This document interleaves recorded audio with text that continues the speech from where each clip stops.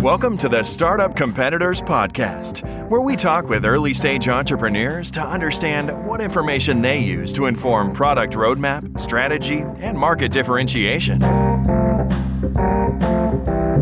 Welcome to the podcast. Today we have Ganesh Gandhieswaran, who's the co-founder and CEO of ConverSight.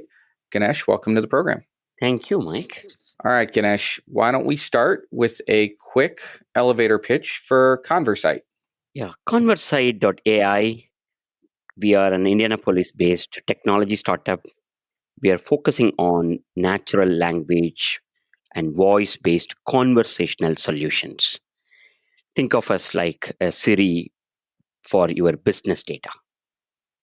So that's what we're doing, and we are working on connecting the enterprise data, be it your CRM systems, ERP systems, and data warehouses.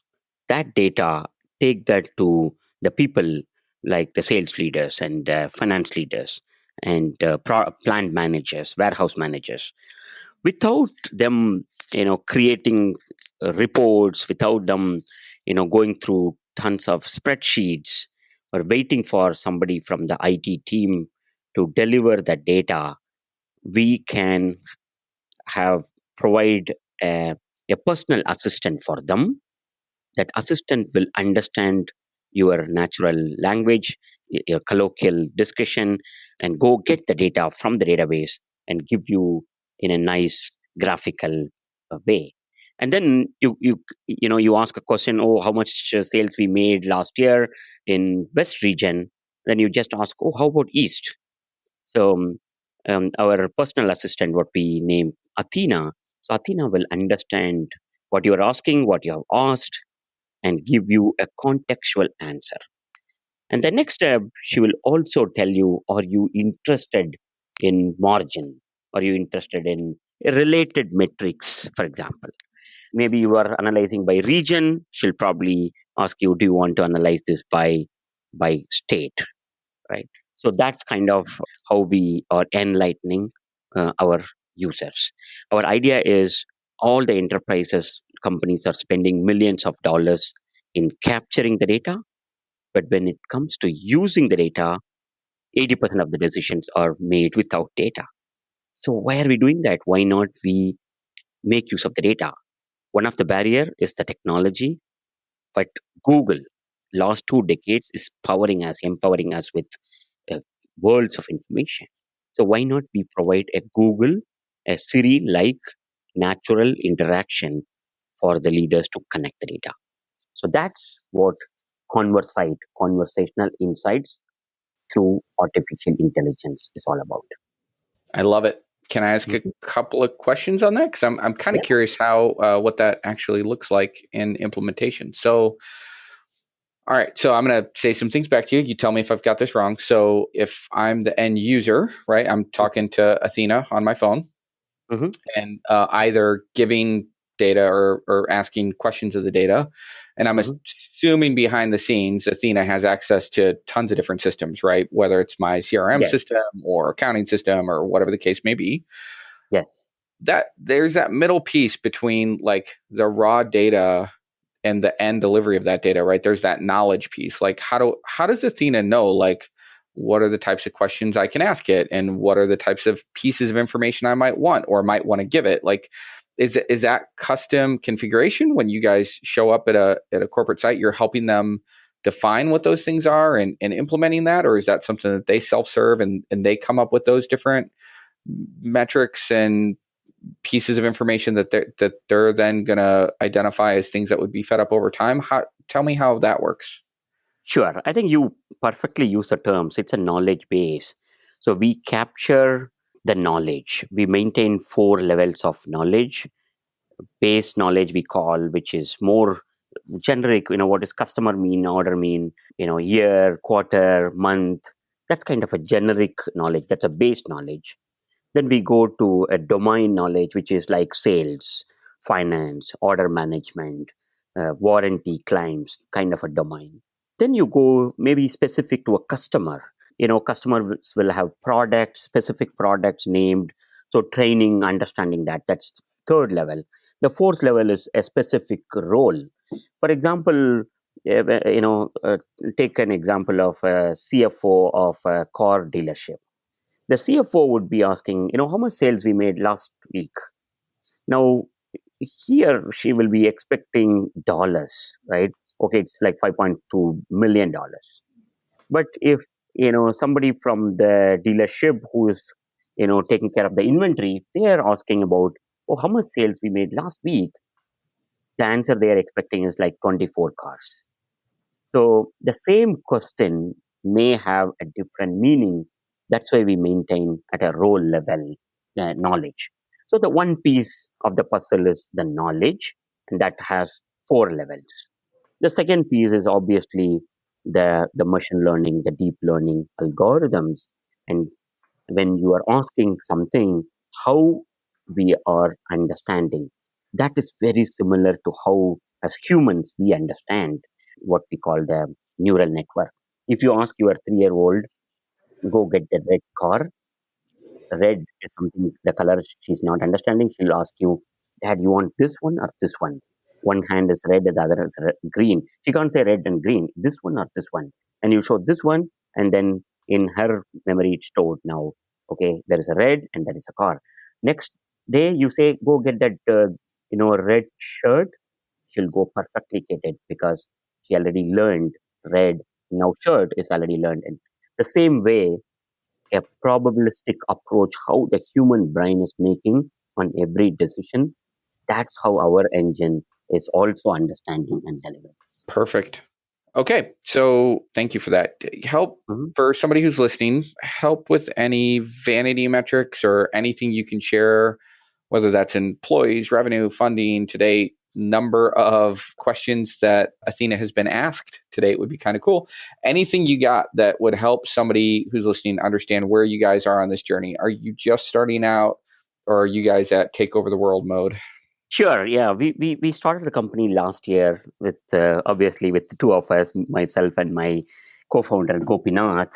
While I'm focusing on all the use cases and customers and all, and he's our, mastermind behind the core technology. He has built a lot of such software. So we both started, and then we added a couple of bright people with, who has done PhD research in natural language and semantic stuff. So three of us. Then we added our CFO. Today, in 18 months from the day one when we started, we have 24 employees. We have a global team between India and US. And in US, we have we have a couple of people in Florida from a sales side, but primarily in Indianapolis. We have right now close to nine customers. I'm already doing pilot for another 7 customers. And we launched our platform this June.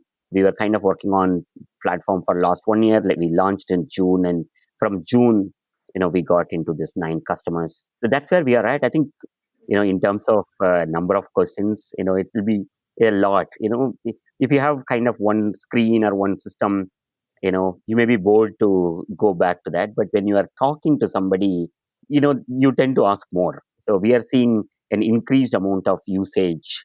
I can say, like, we have one of the customer, they are accessing their supply chain information, like order, delivery, inventory related stuff. Like a 10-member team, I would say every day they ask maybe 50 questions. So you can think about almost 500 questions being asked every day about how much inventory they have, a part, and where it is, and the number of open orders. You have a lot of questions, right? I don't know. I think maybe I need to check with my technology leader how many. I'm sure there'll be like 10,000 odd questions maybe we are answering every day today, I guess. Dude, that's amazing. Mhm. 10,000 a day. And that's Yeah, only over 9 customers. That's awesome. exactly. Yeah. Mhm. And 50 questions a day per person. Like, man, that's a real number. That is great. So Mhm. so it's interesting because that, to me, like, if I was thinking of like how would I justify efficacy to one of the customers, right? Like, are they Mhm. really getting the value out of this software and out of making this purchase? It's one of the things that occurs to me is like, well, how often is my sales team using it, right? Or how often is this team or that team using it? How do you measure efficacy today, and or have you had any of those conversations with customers? What do they look for as a win when they implement this software? Yeah. So if you really look at our current customers, or any customers, most of the customers are spending, at least $1,000, $500 to $1,000 to create one report. They either have a team in house, they learned it doing it, or it is outsourced, or somebody the product team is doing this. So I have one supply chain customer, and they don't have any IT team. Every time when they need report, they send it to the third party, and they have to write a $500 check. Then 2 weeks later, when they have some changes, they have to ask modifications, and that's another $500. Now, for them, when they implement our solution, they can ask questions like, who are my top 10 customers by like revenue, or, kind of complex questions you can ask.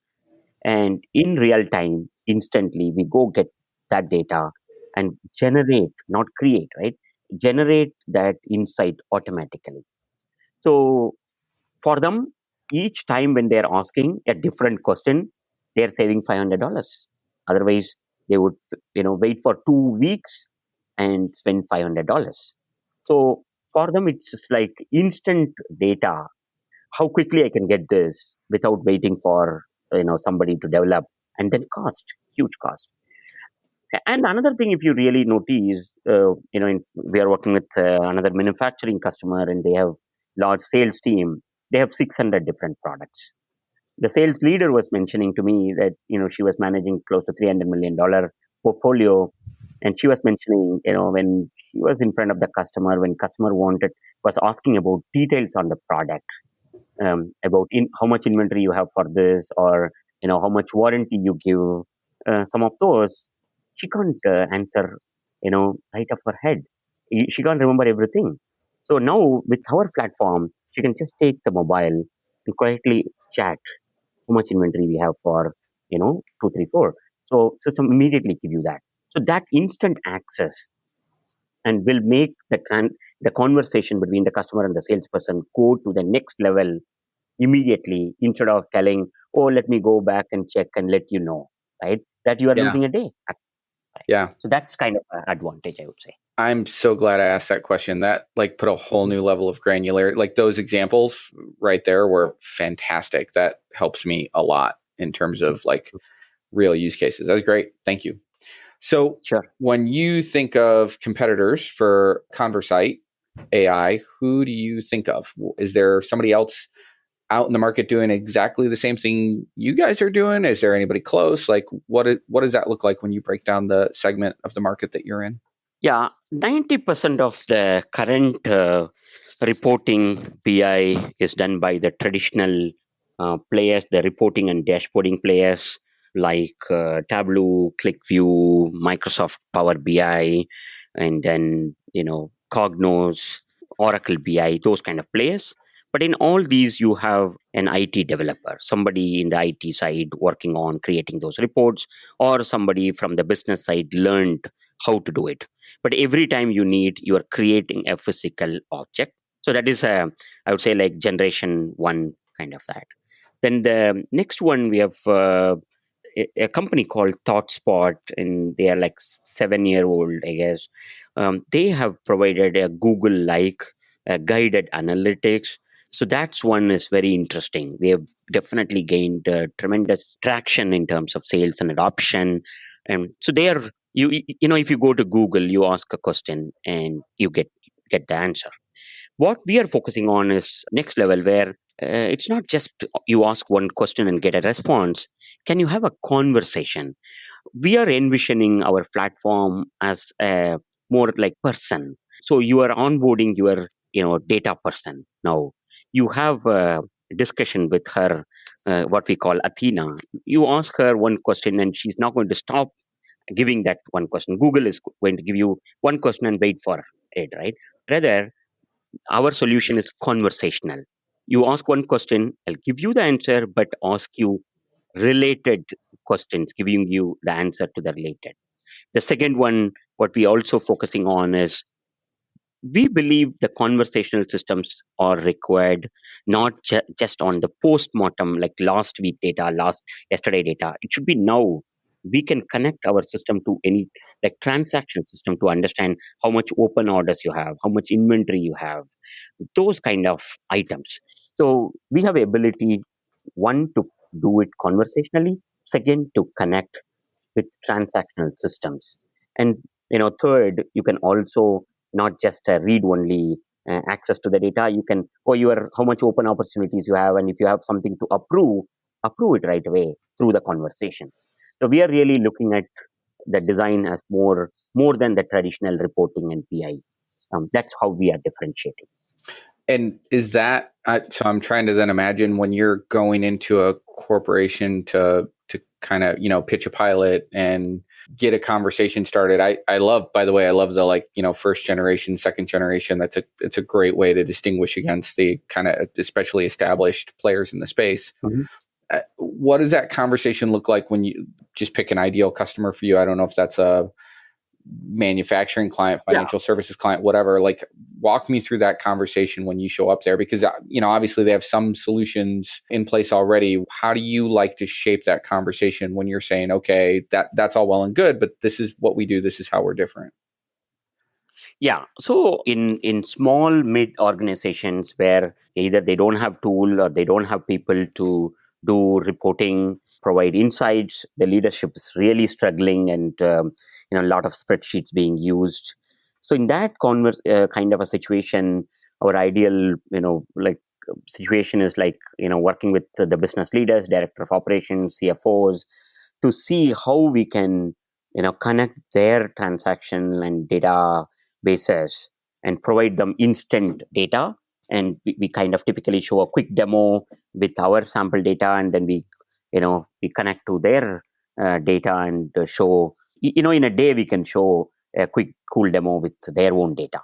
That is kind of an approach. But in the large organization, they are already spending like maybe 20-30 million in building what you call data warehouses or data lakes. How many reports you can create? You can't create reports for every data you have.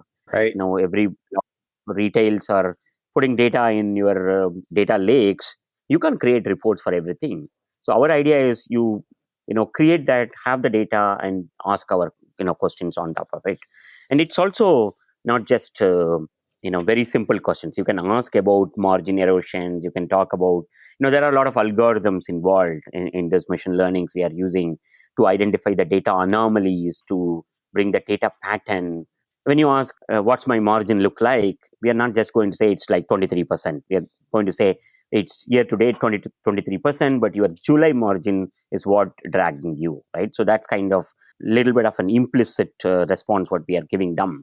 So that's where the real value for the large customers are. Raises another interesting question for me. How often are you educating the customer around what questions they should even be asking, right? And I kind of, what I mean by that is, like, I can imagine there's so much data in some of these companies that you're seeing that where maybe, it may have been impractical to send somebody in there to create a BI report through traditional methods, where for you guys, maybe it's a whole different way of thinking about how to get at that data. Do you guys ever find yourself almost re-educating and saying, hey, look, with our technology, here are the types of things that you could ask that maybe you wouldn't even have asked traditionally because it would have been too hard to get at the data? Oh, awesome. I think you brought a complete different dimension. That is exactly like, so step one was, automating what you are asking, quickly giving it. But the step two is like, giving answers to what you don't know, or, what you never ask. Let me give you an example, right? One of, transportation customer, they have a large warehouse as well. When we are connecting their data and providing insights, the one of the question they asked, give me my order volume by week. Oh, nice and healthy. It was kind of growing week over week for this year. Yeah. They are in a growth path now. But then the Athena offered, do you want to see this by day of week? Oh, yeah, yes, why not, right? They never analyze that by day of week, Monday, Tuesday, right? Type. So the system showed Monday was like 9,000 orders. And then Friday was like 3,000 orders. Can you imagine kind of the workload what the warehouse people will be going through? Right. They never had that kind of you know plan. So when the system shows that some related system, that's where you really see the value. Now another one is what we call in an organization, if you have 10 people, two people are really data savvy and they ask a lot of brilliant questions, analyze the data very deeply. And we have, we automatically create a dashboard called frequently asked questions. So for everybody, there is a dashboard which will say these are all questions frequently being asked. So that's another avenue where, oh, I should analyze margin. Oh, you have data by dynamic margin. You have data by this region. So people will be enlightened on data, especially think about onboarding new people. They don't know what you have, Right. what system you use, what level you capture. It's so easy. You just ask one question and then you are just need to click or ask you just acknowledge to get more insights. So it's so easy. Yeah, that's a great perspective. Yeah, we can empower them on what to ask. That's great. Where do you see the platform going? So you guys launched roughly 6 months ago, give or take. Yeah. And obviously, I'm sure you're heads down. How do we bring on customers? How do we grow the customer base and revenue and support those customers, right? So I'm sure you're doing platform updates to as you get customers actually using it and learn more stuff. But zoom out for me for a little bit. Let's say maybe 24 months from now. So, which hopefully is unclear enough for you that it removes you from the day to day.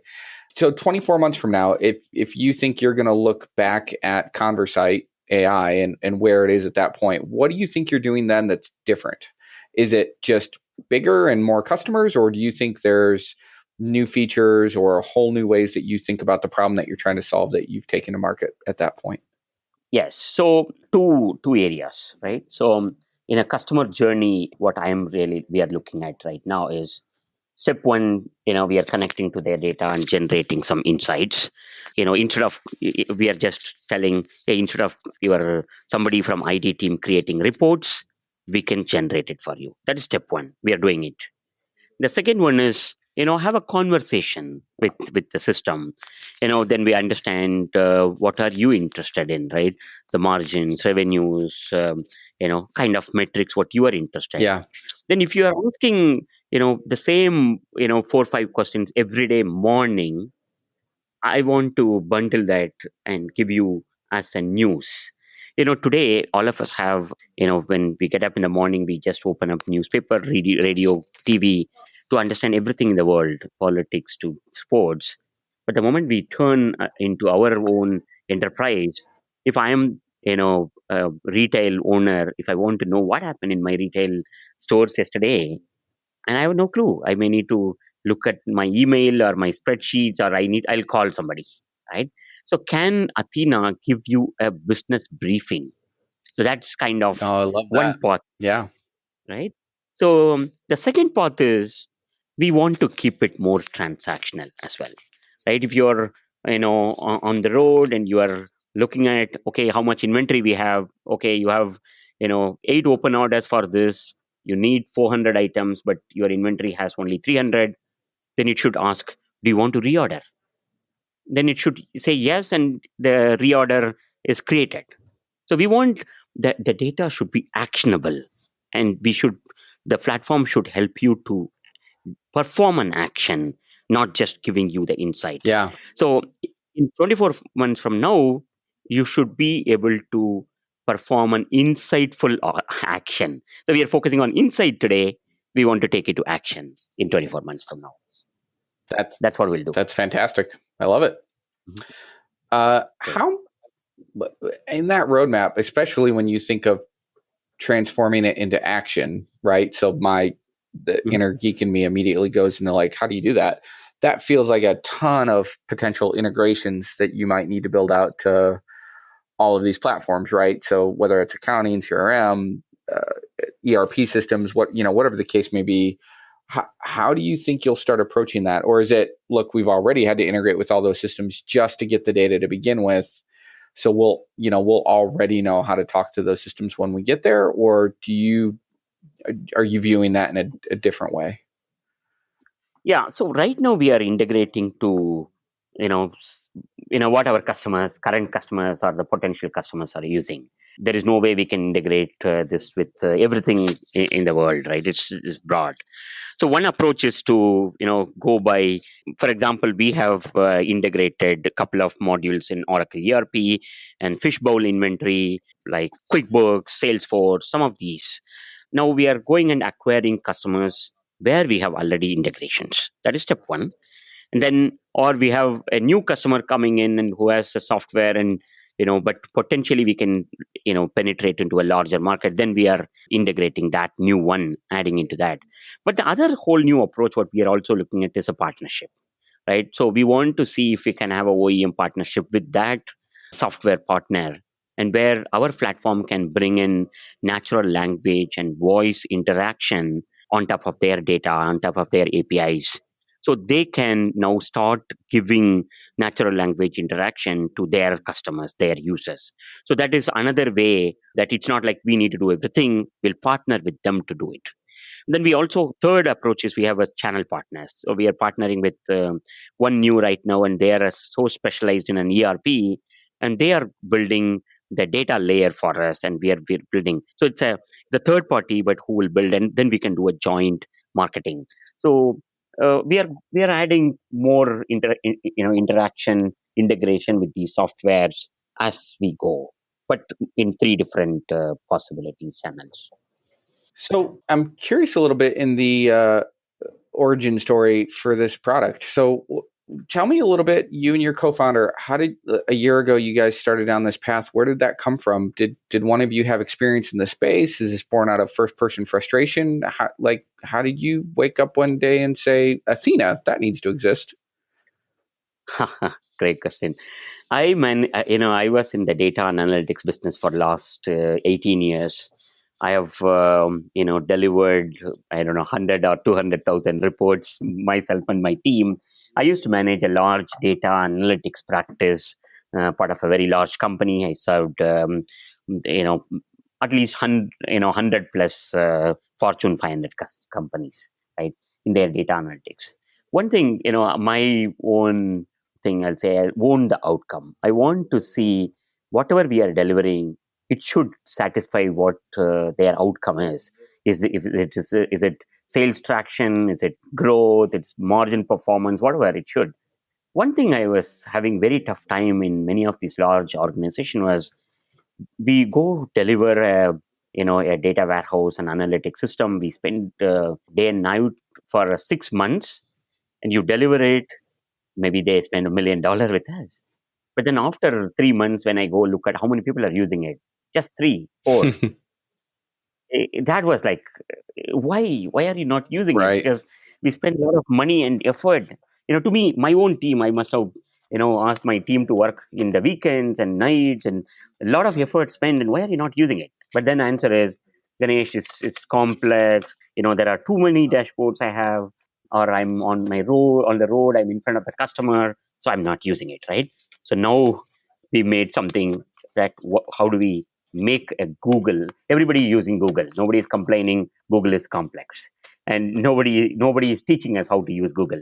And now on top of it, Siri and Google Home, Alexa, that's bringing the entire world on our voice command. So that's when we thought, okay, there is a problem.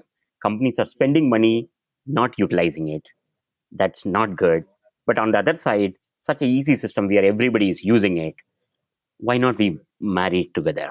Why not we deliver something like a Google like, Siri like experience on the enterprise data? My primary purpose on the whole thing is how to make the leaders, the business leaders, connect to their data without depending on anyone, and make use of it, make better decisions, let everybody benefit. Right? That's kind of our approach. That's kind of why we founded this company. And then I'm so glad that I have, this was my goal and aim, but you need to make it happen. The complex, but the technology piece, right? Yeah. When I was day I come up with some dream and tell my partner Gopinath, he makes it happen, right? So the larger team. So I'm so far very lucky to have a great team, and they're making it happen. And now customers are so far loving it. Every time when they ask one complex question, it comes, they're like high five, like wow, like I never expected the answer to come type. So those are all the high fives we are waiting for to see more. And they should enjoy the platform by getting the information instantly when they ask. When they think it's so complex question, we should just give it right there, right? Right. That's a difference. Yeah. So much wisdom, by the way, in that answer. You had a couple of gems in there. One of the things that you said in passing, however, that I just can't let slide by, you said a phrase, "own the outcome," right? That when you were doing the consulting Mhm. work back in the day, you wanted to own the outcome. I'm Yeah. super interested when you're building a team, whether that's back then or now. How do you instill that mentality of like owning the outcome? Like it's not enough just to do what you were technically asked to do, but we're Yeah. actually going for results. How do you communicate that to the team, reinforce it? Like I'd be super interested in any tips around that philosophy. Yeah, one thing I tell my team, right? Anytime anybody coming and asking any work, before even, and you need to understand what is that work. But before even worrying about how, you need to ask why. Why are we doing this? Even if I just ask, hey, I need this button. Why? Ask that why, right? Understand the purpose. Understand the business purpose of it. Understand the functional need of this. Understand who's going to use this. Is it for the CFO? Is it for a school student? You know, Understand the persona who's going to use it and how critical this functionality. When I say critical, business criticality. And is there $1 billion behind this button, or it's a nice review button, right? So understand that. So why is important? Many times in a technology world, we design something without understanding the why part, and then that means we don't understand the whole outcome. That means we can't own it, right? So what I mean is, if you understand the requirement really clear, then that's how we onboard everybody in our team. How we have very experienced 10-15 years to a year old. Everybody we want to treat them, we don't take the questions on why we are doing easily, we explain them. So yet more and more you give that broader picture, they will start thinking. They will not just put you that picture, one button. They will really give you some innovative suggestions and ideas. Ganesh, why not we do this? Only if you explain, those ideas will come back from them. Surprisingly, they will have an amazing idea which will transform the user experience than what I may have initially was thinking or anticipating. So that's the magic, or a trick, I would say. What we should do. Thank you for that. Mhm. Have you discovered any interesting nuances to shaping a user experience for voice versus shaping user experience for a screen? Like I'd love some thoughts on, I mean, you're building a product, taking it to market, but the UI that you're working with is very different than probably what you've done in your past. What has that learning curve been like, and what have been some of the takeaways there? Oh, very interestingly, we wrote a blog on that a new role, we need dialogue writers. So, how, we had all the UI and UX engineers, like designers, they were worrying about which color button to put, which font, which left side, right side, like that. If we are designing an application, a voice interaction for a senior leadership, versus somebody on the field, technicians or truck drivers or school students. So you need to have a different way of communicating, interacting with them. Their gamification, jovial, there are many things you have to bring in. It cannot be just a blend, right? You're asking me one, and little bit of a humor you need to add. So that is what I would say, like, the dialogue engineers should bring, right? Interestingly, in for one of our applications where we wanted to bring the entire dialogue, we probably reviewed that dialogue with non-IT people, like people who are nothing to do with our industry, technology. Uh, they are very good in English, and they are writing scripts for skits and drama, and they are so fond of writing stories.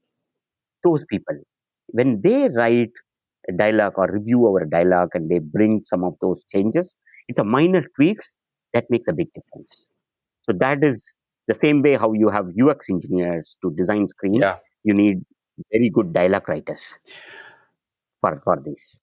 Do you match so some of the nuance of let's just say the personas that you laid out there, right? So which could be Mm-hmm. regional, education level, type of job, whatever the case may be, right? So the way that you would talk to maybe Yeah, a bus driver versus an accountant might be different. yeah, different. Do you bake that context into the question that you might get asked? So like, well, we know bus drivers might ask us these types of questions, therefore we'll design the response really to be more favorable to them? Or do you really, is there some way that you can interpret on the fly some of that context around who the user might be, and then real time try to tailor your answer to who that person might be? So right now we have, it's one platform, ConverSight.AI, and we have multiple different like solutions for different domain, right? So it's not, I won't say it's hard coded questions. It is more contextualized to a particular domain. So for some, if it is less tech savvy people, you we need to what I call progressive elaboration. So you ask one question at a time and give one answer at a time. But if they are they somebody who understand the data really well, and expect, for example, if you ask how many orders I have received, I can just say 20, or you received 20, and which is like 25% higher than yesterday. Right. So there is option whether you want me to give you add-on insights or just give me just the answer. So we have options to turn it on or off, and depends on the person or role. You can turn it on off as well. So that's where the design comes. Or sometimes the words you use, or the words they may use, it will also be different, right? So that's where I was telling about humor, right? So wow, it's interesting enough. You beat your sales target. That'll be so nice, instead of telling, oh, your sales target is 25% and you have got this much, right? So maybe you can bring that little bit of humor. That's where we are working on. I don't think I would say we are done. The voice and the dialogue management and all those are becoming super cool now. To your earlier questions, in 24 months from now, we should have a real human like with all this humor and all those in our responses, right? So that's what I love that. That's an audacious goal. That's great. yeah, yeah. Ganesh, I feel like we're just getting warmed up here. I have so many more questions, but I want to be respectful of your time as well as the listeners. If people would like to be able to connect with you to ask questions themselves, or if they want to know more about ConverSight.AI, where can they learn more? Yeah, so they can come to our website, www.conversight.ai, or simply can write to info@tixtat.com, or you can, look me in LinkedIn, right? So you just Google it, Ganesh Gandhieswaran. You'll find my LinkedIn or my email ID. Just come on over. We can discuss. I love it. Ganesh, thank you so much. It's a great conversation. I love what you guys are doing. I would maybe even love to, whether we do it on the podcast or not, I'd love to check in with you in a few months and hear how things are going. It's I love the space that you're in. Oh, absolutely. Thank you. Thank you for giving us this opportunity to do this. Yeah, awesome. Awesome. Thanks, Ganesh.